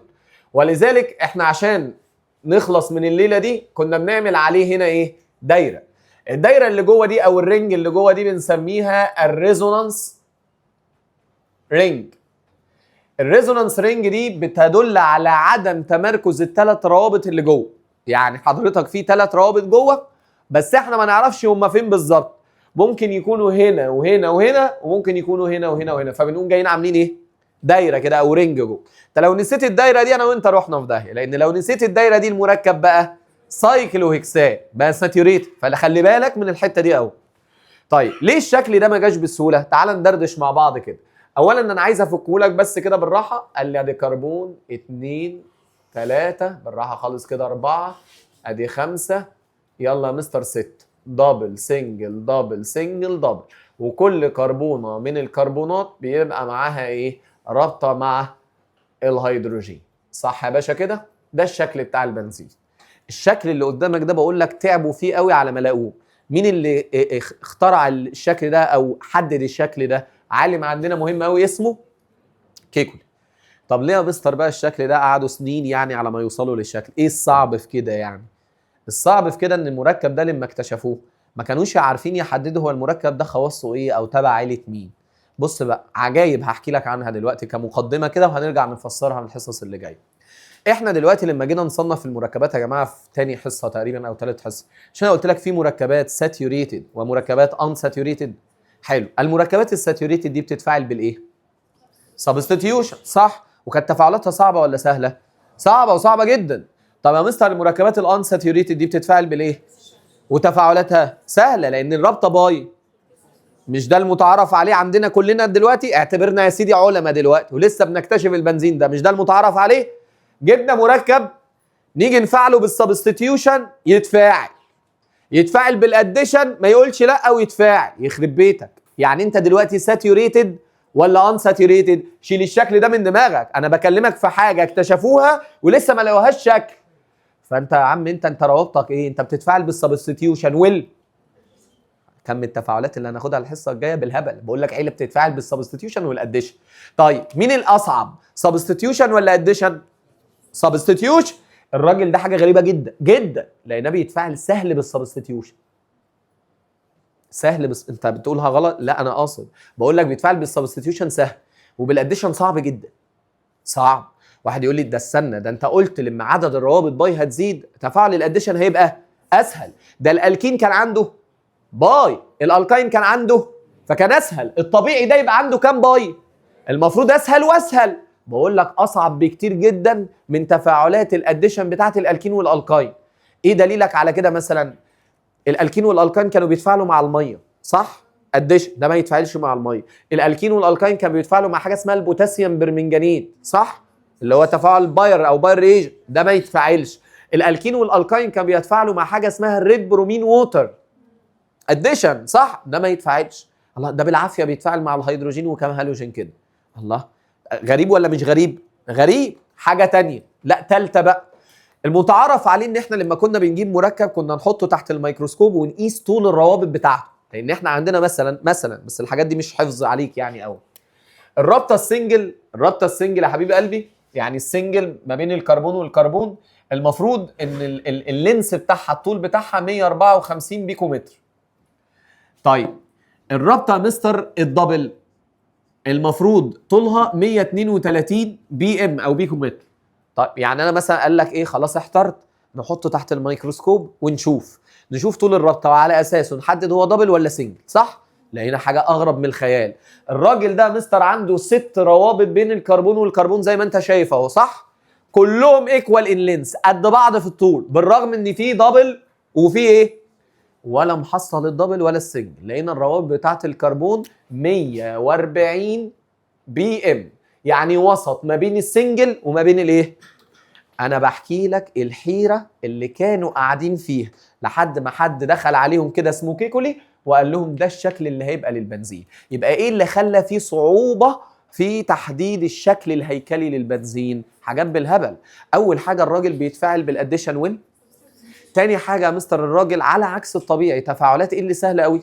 سبستيتيوشن. وتفاعلات ايه اللي صعبه جدا بالرغم عنده 3 باي؟ الاديشن. ده غير كده وكده طول الروابط كلها زي بعض. ازاي زي بعض في الطول بالرغم ان في روابط سنجل ودبل؟ ويا ريتك حتى جايب السنجل والدبل، ده انت الروابط كلها وسط ما بين السنجل وايه؟ قال لك كل ده بسبب عدم التمركز للست الكترونات اللي جوه. السبب في معظم الخواص دي ان حضرتك الرنج دي، بص حبيب قلبي، ما هو انت كل رابطه مش انا متفق معاك هي عباره عن 2 الكترون؟ قال لي في هنا ايه دلوقتي؟ 2 الكترون. وفي هنا ايه يا حبيب قلبي دلوقتي؟ 2 الكترون وهنا 2 الكترون. قال لي شايف الالكترونات دي اهي؟ كأن الالكترونات دي عماله تلف كده، عامله حاجه اسمها الريزونانس او ظاهره عدم التمركز للالكترونات او الدي لوكاليزيشن للالكترون. بالبلدي الست الكترونات دول عمالين يلفوا حوالين بعض جوه كده. فانت هو في روابط بس انت مش عارف مكان الرابطه فين دلوقتي، لان في عدم تمركز للست الكترونات اللي جوه. الظاهره دي بنسميها الريزونانس رينج، او الحلقه اللي جوه دي بنسميها الريزونانس رينج. هي دي اللي مصعبه الخواص ومغلبانا في الخواص. انما الحمد لله ربنا كرم كيكولي وايه؟ ووصل للموضوع. وعلى فكره العلم الحديث دلوقتي او التطور شويه يعني لو هتقرا يعني في الكلام ده، ودي حاجه اشك فيها لان انت ما تقراش المنهج بتاعك اصلا، بيقول لك ان الشكل ده مش الشكل الصحيح برضو للبنزين، بس ده اللي احنا بندرسه في المنهج. يعني ده مش الشكل الحقيقي اللي بيعبر عن معظم خواص البنزين، في تناقضات في الحته دي. انما ايه الشكل؟ يعني مين اللي يعتبر الشكل الادق الى حد دلوقتي؟ هو الشكل الهكساجون شيب اللي قدامك ده، 6 كربونات ماسكين مع بعض ب6 روابط كلهم ايكوال ان لينس، وكلهم يا مستر على فكره يعني قد بعض في الطول، وكل كربونه ماسكه مع هيدروجين. ده الشكل السداسي اللي يعبر عن البنزين. مين بقى اللي اكتشف الشكل ده؟ كيكولي. صعب يا باشا الكلام ده؟ دي مقدمه كده عن حوار البنزين. طيب انا اللي يفرق معايا بقى طرق التحضير والكيميكال رياكشن. طرق التحضير دي هناخدها النهارده بس ركز لان هما كتير شويه. 5 طرق للتحضير. كتير؟ امال لو شفت تفاعلات بقول لك بيتفاعل بالاديشن والسبستيتيوشن، ده احنا هنبات الحصه الجايه. برضو براحتك لو زهقت تروح، بس هو الكلام ده في الامتحان. يعني احنا عايز نمشي انا ما عنديش اي مشكله، بس الكلام ده في الامتحان وبيطبع دلوقتي يعني. فاحنا عايزين ندرس يا مستر البريباريشن او الميثود اوف البريباريشن بتاع البنزين. حضرتك عندك طرق تحضير البنزين بتنقسم ل2. طرق في الصناعه، ان المركب ده استخداماته في الصناعه مهمه جدا، وطرق عندنا مستر او طريقه عندنا في المعمل. طيب تعالى بقى معايا بالراحه كده عشان تركز لان الكلام ده اكيد هيبقى له علاقه باللي فات. قال لي اول طريقه عندنا مستر في الصناعه بنقول عليها، والاسم ده انت خدته قبل كده، حاجه اسمها فراكشنال ديستليشن لماده عندنا مستر اسمها الكول تار. ايه الكول تار دي؟ ماده اسمها قطران الفحم. انت سمعت عنها على فكره، عارف الماده اللي بيقولوا عليها القطران اللي بيتعملوا بيها الاسفلت دي، او اللي بيتعمل منها حاجات في الاسفلت دي اللي لونها اسود دي جزء منها. دي ماده القطران. ايه ماده القطران دي؟ اللي هو الكول تار. وبيتعمل منها حاجات في التبغ، يعني في حاجات منها بتخش في التبغ اللي هي السجاير. فالكول تار دي ماده اسمها قطران الفحم. جاي منين؟ من الفحم الاصلي اصلا. ركز بقى معايا عشان اشرح لك الموضوع من الاول كده. اولا الطريقه دي طريقه فيزيكال.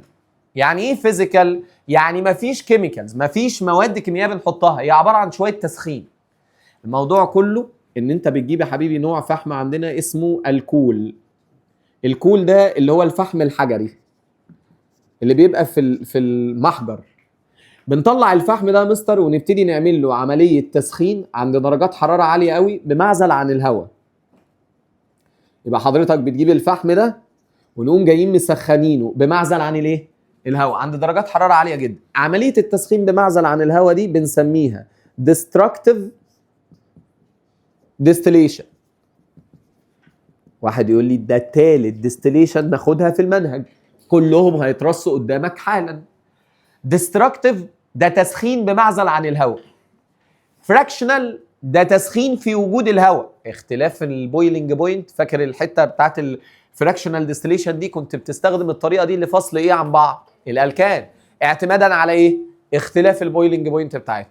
امال الدراي ديستليشن ده تسخين جاف بدون ميه في وجود حاجه اسمها الصودا لاين. يبقى انت عندك كام نوع تسخين؟ كام نوع ديستليشن؟ 3. يبقى الديستراكتيف ده بيتعمل لمين؟ للفحم. بيتجاب 3 مواد، بيتجاب شويه غازات، بيطلع نتيجه التسخين ده شويه غازات مالناش دعوه بيها. بيطلع معاك بلاك ليكويد، سائل كثيف القوام لونه اسود. البلاك ليكويد ده اللي بنقول عليه الكول تار، ماده شبه العسل الاسود كده في القوام بتاعها، ولونها اسود وتقيله قوي، اسمها الكول تار. الكول تار ده مش ماده، الكول تار ده ميكتشر، خليط من مواد سائله مخلوطه على بعض، طالعه منين؟ من الفحم. وبيطلع معاك ماده سوليد. الماده السوليد دي انتوا عارفينها، نوع فحم اسمه الكوك. حد يقول لي ايوه ده بتاع افران الحديد. يبقى تاني، انا بجيب الفحم العادي ده من المناجم، ادخله في افران عند درجات حراره عاليه جدا بمعزل عن، نتيجه التسخين الشديد بيطلع شويه غازات ملناش دعوه بيها في داهيه، بيطلع سائل اسود بيتقطر كده اسمه الكول تار. السائل الاسود ده اللي انا عايزه دلوقتي اسمه ايه؟ وبيطلع معاك بقايا مواد صلبه كده من الاحتراق اسمها الكوك. ده فحم بيتاخد بنشتغل بيه. بناخد الماده اللي هي السودة دي اللي هي خليط من مواد كتير، نبتدي نسخنها واحده واحده، نقوم جايين عاملين لها برضه هيتنج. بس الهيتنج ده فين؟ في وجود الهواء. ده تسخين في وجود الهواء عادي، مش بمعزل عن الهواء، عند درجات حراره متفاوته. فالعمليه دي بنسميها تجزيئي. تجزيئي يبقى فراكشنال ديستليشن. قال له يا مستر بقى اول ما بتيجي درجه الحراره من 80 ل 82 درجه، واحد يقول لي انا فاهم درجه الحراره دي اللي هي البويلنج بوينت بتاعت البنزين، يبتدي يطلع لنا، لو عليت درجة الحرارة شوية يطلع لنا مواد أروماتيك تانية، لو وصلت ل 120 يطلع مادة تالتة، وصلت ل 140 يطلع الفينول اللي احنا لسه دارسينه. يبقى الكول تار ده مصدر لعدة مركبات ايه؟ أروماتيك. وده عبارة عن سائل ولا ميكتشر من سوائل كتير؟ كل واحد له بويلنج بوينت، فأنا لما بسخن عند درجة الحرارة المعينة دي بيطلع لي السائل بتاعي. يبقى جاوب معايا كده، يحضر البنزين بالديستراكتيف ديستليشن للكول تار، صح ولا غلط؟ غلط. يحضر بالفراكشنال ديستليشن. يحضر الكول تار بالديستراكتيف ديستليشن للكول، صح. يحضر البنزين او يحضر معلش الكوك بالفراكشنال ديستليشن للكول، غلط. يبقى الثلاثه اللي في الصفه الاولى دول بيتحضروا من الكول ديستراكتيف ديستليشن. ناخد احنا بقى الكول تار ده مصدر لمواد كتير، نقوم مسخنينه ونقوم جايبين تاني. دي طريقه كيميكال، دي طريقه كيميكال، شويه تسخين يا باشا بطلع المواد بتاعتي. بقى دي تعتبر طريقه فيزيكال بنعتمد عليها فين؟ في الصناعه. دي اول طريقه. طيب نخش بقى على الطرق الكيميكال.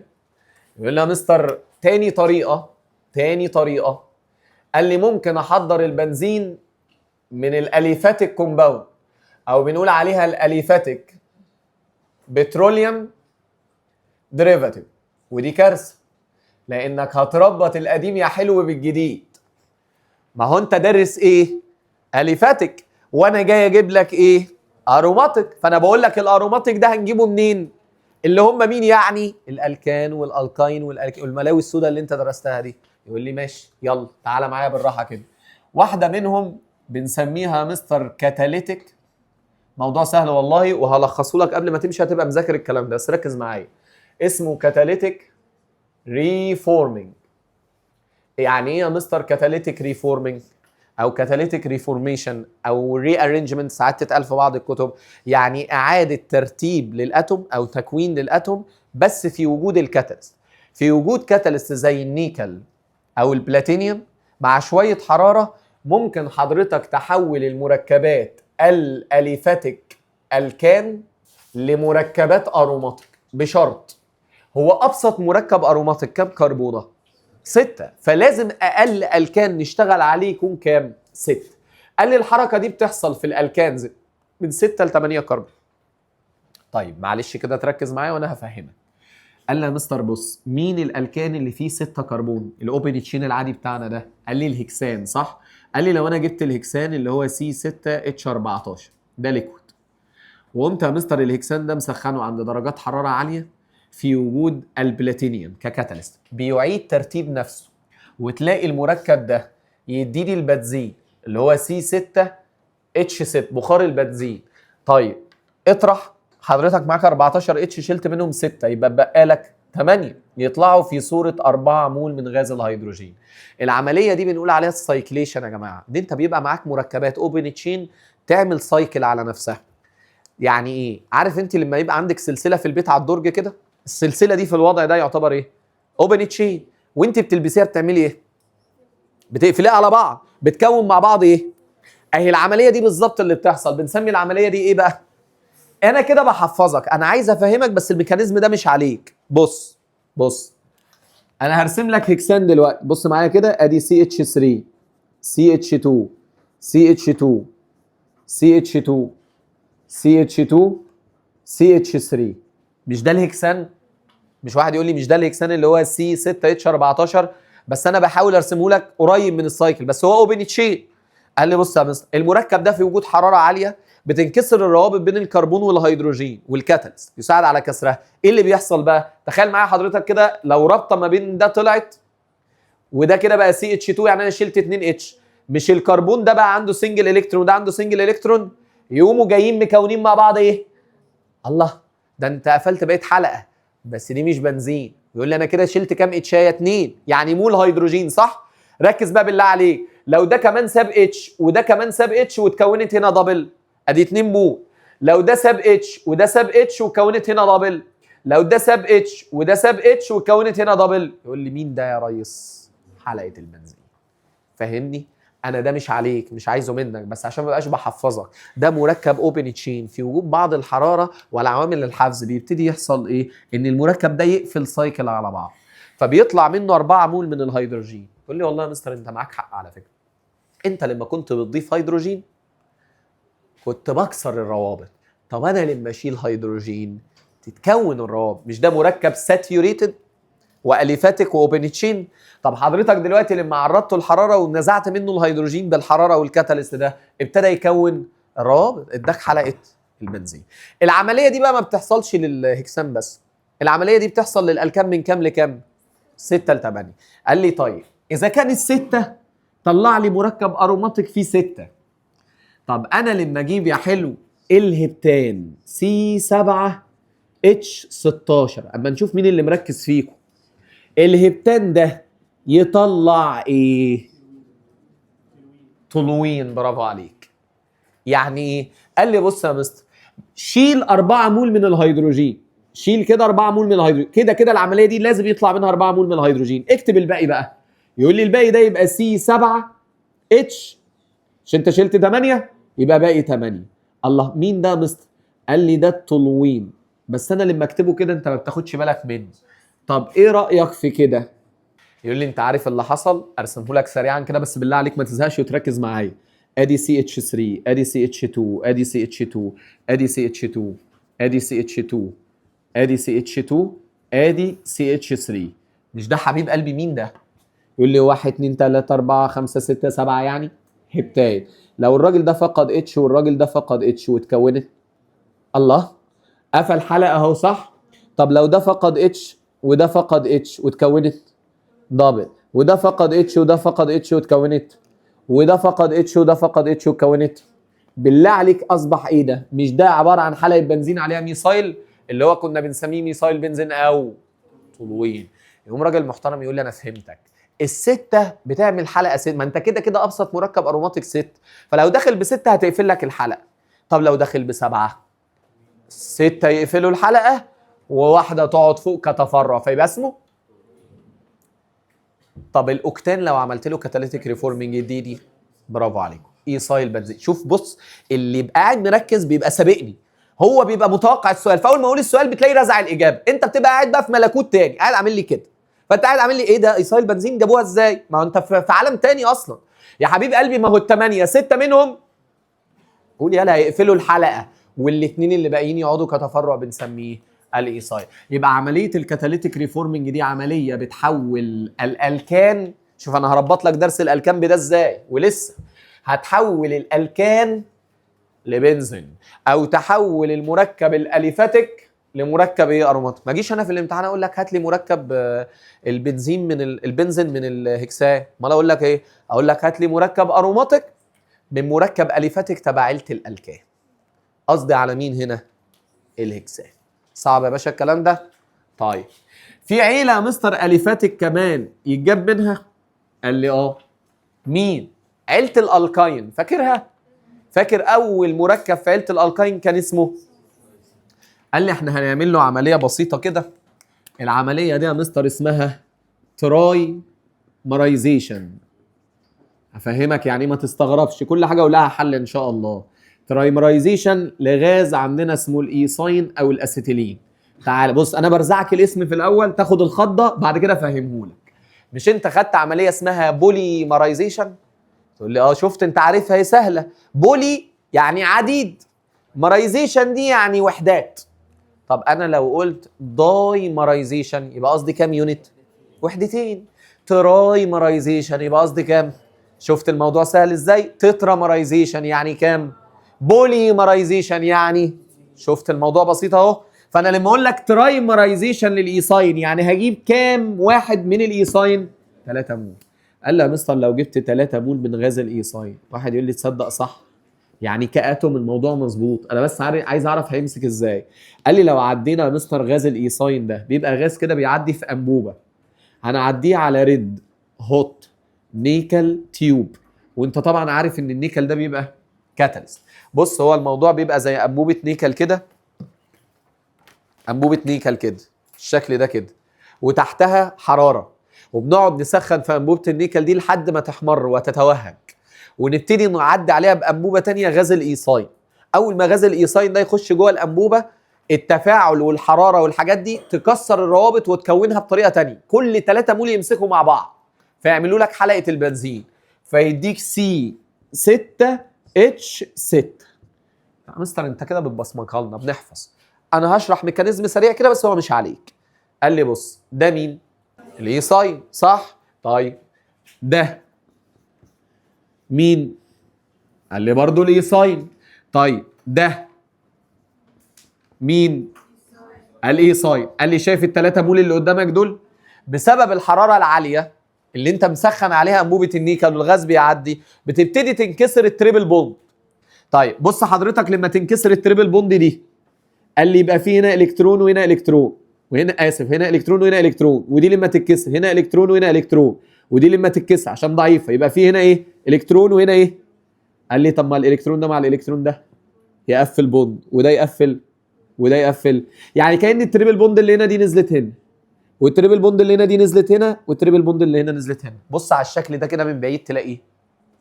الموضوع بيبقى ممتع جدا لو انت بتدرس العلم ده صح، بس للاسف انت بتدرسه على سبوره فالموضوع غبي. فانت حاول تتخيل معايا. قال لي دول 3 مول اهو، يبقى العمليه دي اسمها ترايمرايزيشن. غاز الايثاين لو جبنا كل 3 مول منه وعديناه على ريد هوت نيكل تيوب هيديني مين؟ حلقه البنزين. الكارثه مش في اللي انا بشرحه، الكارثه ان الراجل ده كان دارس علينا لينا تفاعلات صح؟ هو انت فكرك انا هاجي اقول لك هات لي البنزين من الايثاين؟ ده انت تبقى غلبان، ارجع هات لي البنزين من الكالسيوم كاربايد. دي بدايتنا. يقول لي الكالسيوم كاربايد ده هحط عليه ميه.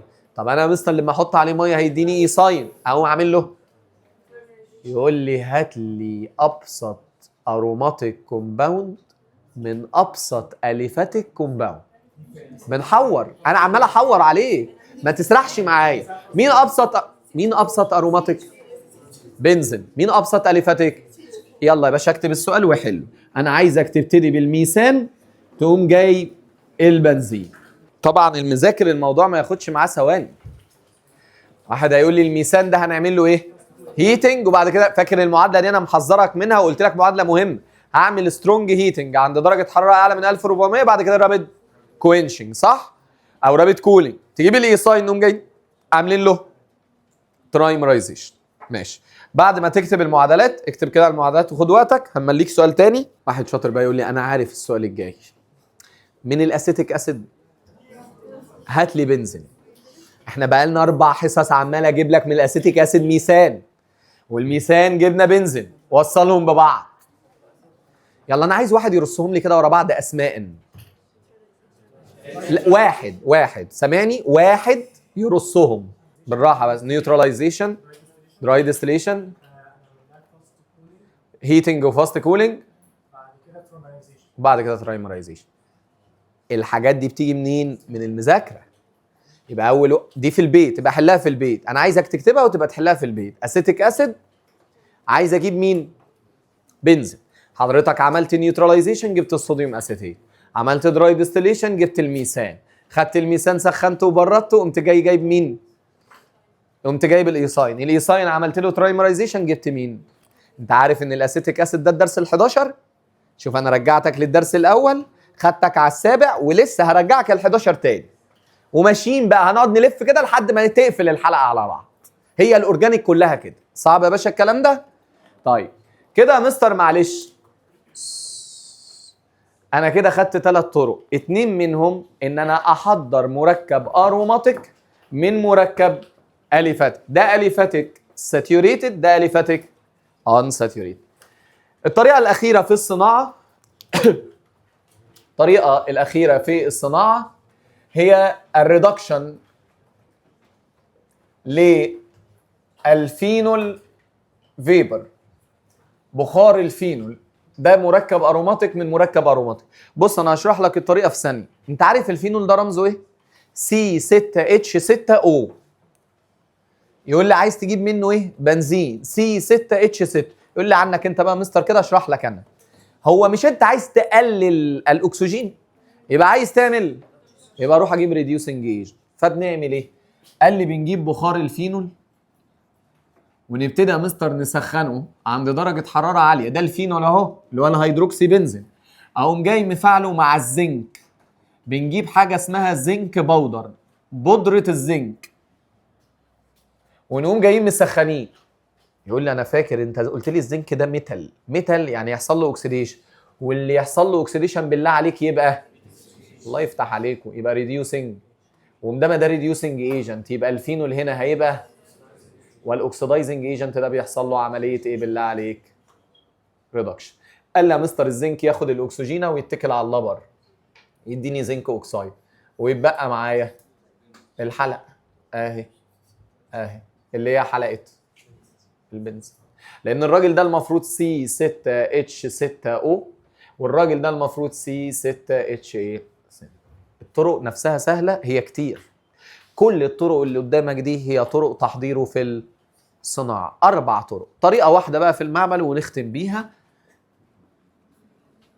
ودي انت عارفها قبل كده.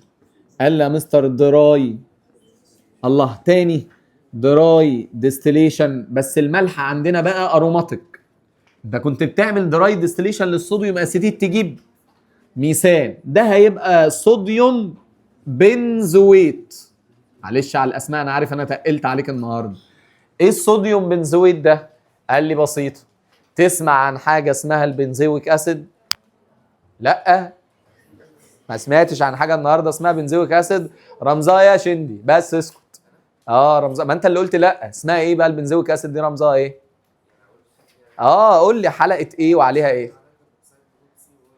طيب يبقى ده عباره عن حلقه بنزين اهي عليها COOH، صح؟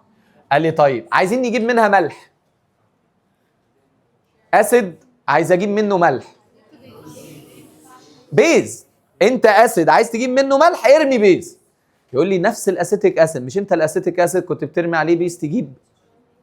بس انا بقى نفس الكلام. بص ادي حلقه البنزين عليها COONA. ده ملح اروماتيك بنسميه صوديوم. والعاده بقى انت عندما قلت دراي ديستليشن يبقى لازم تحط عليه NaOH في وجود CaO. ده كان على بعض اسمه صودا لايم. الماده دي كان وظيفتها ايه؟ فلاكسز، يعني تقلل الميلتنج بوينت الخليط. نفس الكلام، والله انا ما بعمل حاجه جديده. يقول لي كده كده لازم اشيل مول من الصوديوم كربونيت، صح؟ طيب دي كانت حلقه فينايل اللي هي C6H5. لما تاخد الاتش دي يطلع لي مين ده مستر؟ C6H6 اللي هو الاروماتيك بنزين. يبقى حضرتك دلوقتي حضرت البنزين من الصوديوم بنزويت. هيجي يقول لك حضره من الصوديوم بنزويت بعينك، هيجي يقول لك حضر لي بنزين من البنزويك اسيد، اكتب اول خطوه نيوتراليزيشن، هجيب البنزويك اسيد افعله مع ال NH يجيب صوديوم بنزويت، بعد كده الصوديوم بنزويت ده اعمل له دراي ديستليشن. يبقى حضرتك خدت كام خطوه لتحضير البنزين؟ 5. انا هقول اسم المركب، انت تقول لي اسم الطريقه، ماشي؟ يعني هقول لك هحضره من كذا، انت تقول لي اسم الطريقه، ماشي يا باشا؟ يلا بعد ما تذاكر كده تلخص الموضوع في دماغك. يلا اول طريقه في الصناعه يحضر من الكول تار بطريقه فراكشنال ديستليشن. تشرح لنفسك بقى وانت قاعد بتذاكر ايه يا عم الفراكشنال ديستليشن ده يا مستر؟ والله ما فيش، احنا بناخد الكول دار ده نسخنه على مراحل، عند درجه حراره 80 ل 82 بيطلع لنا، لو علينا درجه الحراره شويه هيطلع لنا مركبات ثانيه اروماتيك، يبقى ده مصدر المركبات الاروماتيك. طب مستر هو الكول تار ده بيجي منين؟ من الكول. بص على المخطط، انا راسم لك مخطط دلع اهو. الكول تار ده بيجي منين؟ على السهم مكتوب ايه؟ برضه تسخين بس بمعزل عن الهواء، كان اسمه. يبقى انت خدت النهارده كام نوع ديستليشن؟ 3. ديستراكتيف ديستليشن ده تسخين بمعزل عن الهواء، وما شفتهاش الا في حته الكول تار من الكول دي. فراكشنال ديستليشن ده تسخين في وجود الهواء بس على مراحل، شفتها كم مره؟ فصل الالكان عن بعض وتحضير الاروماتيك بنزين زي البنزين. دراي ديستليشن شفتها كم مره؟ تحضير وتحضير، اللي هو ابسط اليفاتيك وابسط المذاكره تبقى كده. طب يا مستر يلا دي اول طريقه، ها يحضر البنزين من النورمال هكسان بطريقه، وانت قاعد بتذاكر في البيت اعمل كده هتثبت. ايه بقى دي كده؟ انا جبت الهكسان وقمت جاي عامل له سايكليشن اللي هي الكاتاليتيك ريفورم، صح؟ قام جاي مديني البنزين. طيب مستر يحضر البنزين من الايثاين، اعمل كده. ايه كده دي؟ ترايمرايزيشن. يعني ايه ترايمرايزيشن؟ الطريقه شرحه نفسها، انت لو افتكرت الاسم هتفتكر الطريقه. تقول لي يعني بجيب 3 مول من الايثاين يمسكهم مع بعض يقوم جايين مديني حلقه البنزين. رابع طريقه يحضر من الفينول بطريقه، دي تفتكرها ازاي؟ يا مستر الفينول ده زياده اكسجين عايز اشيلها، يبقى هعمل ويحضر في المعمل بطريقه دراي ديستليشن. صعب يا باشا الكلام ده؟